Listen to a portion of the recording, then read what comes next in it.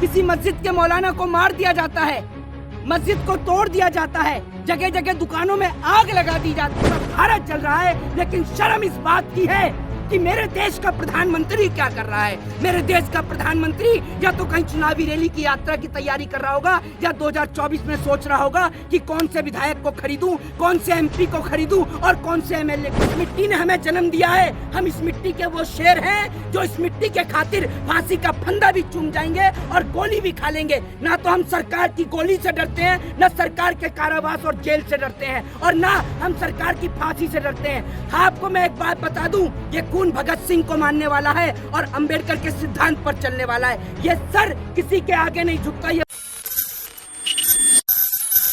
हरियाणा के अंदर कल जिस तरीके से वहां पर दंगे होते हैं, उसके पीछे किसका हाथ है?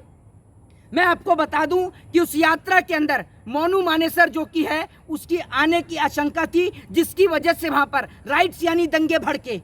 मैं आपसे पूछना चाहता हूं कि क्या हमारे देश की शासन व्यवस्था और हमारे देश की सरकार आज इतनी कमजोर हो गई है कि जगह जगह दंगे होते हैं, किसी मस्जिद के मौलाना को मार दिया जाता है, मस्जिद को तोड़ दिया जाता है, जगह जगह दुकानों में आग लगा दी जाती है और मंदिर के अंदर हजारों लोग जो है वो कैद हो जाते हैं, लेकिन हमारे देश की सरकार मूक दर्शक बनी रहती है।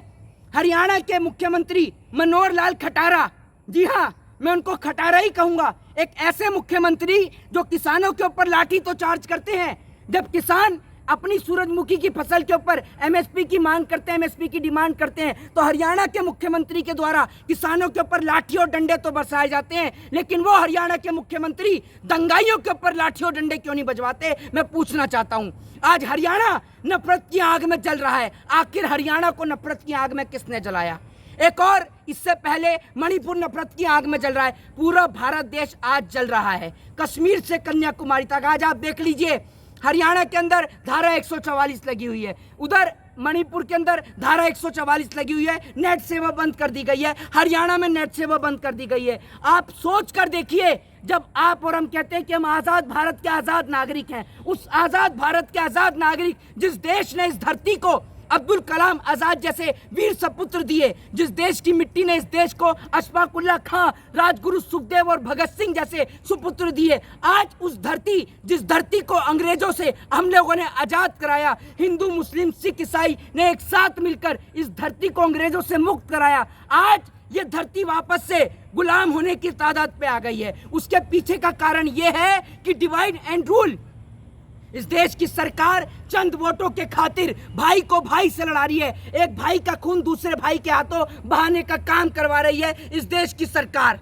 मैं पूछना चाहता हूं कि आखिर इतने कम समय में दंगाइयां कहां से आते हैं? जो लोग पत्थरबाजी करते हैं, जो लोग निकल रही यात्रा के ऊपर पत्थर फेंकने का काम करते हैं, इतनी बड़ी तादाद में पत्थर हो चाहे फिर वो लोग हो, वो कहां से इकट्ठे होते हैं? मुझे ये समझ में नहीं आता कि हमारे देश की शासन व्यवस्था क्या करती है, प्रशासन क्या करती है। आज तक मैंने प्रधानमंत्री की रैली के ऊपर तो पथराव होते हुए नहीं देखा, मुख्यमंत्री की रैली के ऊपर तो पथराव होते हुए नहीं देखा। जब प्रधानमंत्री और मुख्यमंत्री की रैली के ऊपर पथराव नहीं होता, तो मैं पूछना चाहता हूं कि जब हिंदुओं की रैली निकलती है, यात्रा निकलती है, तो उस पर पथराव क्यों होता है?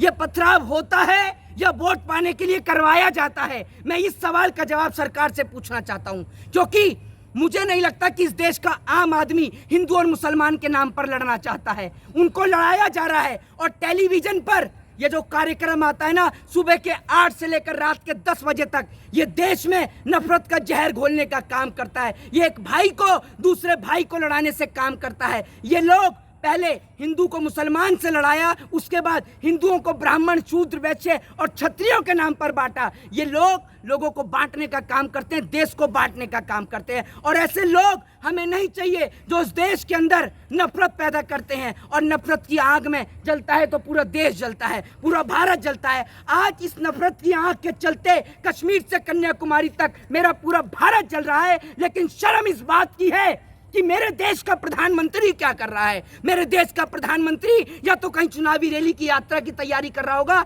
या 2024 में सोच रहा होगा कि कौन से विधायक को खरीदूं, कौन से एमपी को खरीदूं और कौन से एमएलए को खरीदूं। क्या आज जी राजस्थान में है प्रधानमंत्री चुनावी रैली कर। मैं आपको बता तो रहा हूँ, राजस्थान के अंदर हमारे देश के प्रधानमंत्री चुनावी रैली कर रहे हैं। सोच कर देखिए, क्या प्रधानमंत्री को इतनी सी भी शर्म नहीं है कि भारत देश के बड़ा हिस्सा हरियाणा, जहां हमारे देश के किसान भाई रहते हैं, वो हरियाणा जल रहा है। आज सांप्रदायिक आग के चलते हरियाणा जल रहा है। उधर बरेली के अंदर बुरा हाल है, इधर मणिपुर जल रहा है, लेकिन हमारे देश के प्रधानमंत्री को चुनावी रैलियां करने से फुर्सत नहीं है। और मैं आपको बता दूं, और फिर यही बात कहना चाहूंगा कि ना तो इस देश के अंदर मस्जिद का मौलाना लड़ना चाहता है, ना मंदिर का पंडित लड़ना चाहता है। इनको लड़ाना चाहते हैं इस देश के नेता, क्योंकि जब जब बीजेपी सरकार में आती है सबसे ज्यादा हिंदू मरता है, क्योंकि जितना हिंदू मरता है उतना वोट बीजेपी को मिलता है। अच्छा, आपको डर लग रहा है मोहित शर्मा? क्यों डर लगेगा सर?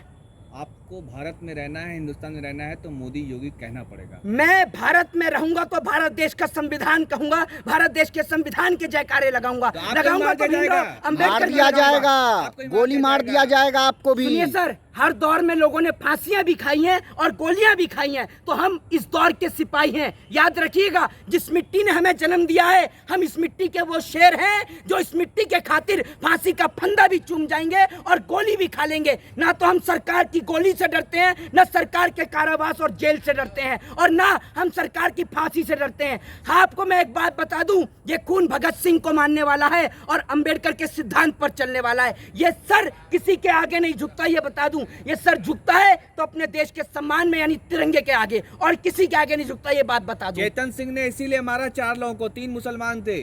इस देश के अंदर क्या मुसलमान होना आज अपराध हो गया है? वो मुसलमान जिसने इस देश को मिसाइल दी, वो मुसलमान जिन्होंने मीर उस्मान अली के नाम पर इस देश को 5 टन सोना दिया, वो मुसलमान जिन्होंने आज हमारे देश के बॉर्डरों की रक्षा भी कर रहे हैं, सुरक्षा भी कर रहे हैं। जब जम्मू कश्मीर में शहीद होने की बात आई तो मुदस्सिर अहमद शेख भी वहां पर शहीद होते हैं। आज लोगों को हिंदू और मुसलमान के नाम पर बांटा जा रहा है। शर्म आती है हमें, शर्म आती है ऐसी सरकार के ऊपर जो लोगों को बांटने का, तोड़ने का काम करती है। हिंदू जाग गया, हिंदू जागा। सर, कोई हिंदू नहीं जागा, मैं भी हिंदू हूं, लेकिन मेरा धर्म किसी मुसलमान का खून बहाने की इजाजत नहीं देता। मेरा धर्म एक ही इजाजत देता है कि अगर हिंदू हो तो मुसलमान, सिख और ईसाई सबसे प्रेम करो इंसानियत के नाते, क्योंकि जब हम लोग एक दूसरे से प्रेम करेंगे तभी हम दूसरे मुल्क से लड़ पाएंगे। और हमें हथियारों की लड़ाई नहीं सर, डेवलपमेंट की लड़ाई लड़नी है। और देश तभी तरक्की कर सकता है और देश गुलाम होने से तभी बच सकता है जब इस देश का हिंदू, मुस्लिम, सिख, ईसाई कंधे से कंधा मिलाकर एक साथ मिलकर चलेगा। जय हिंद, जय भारत,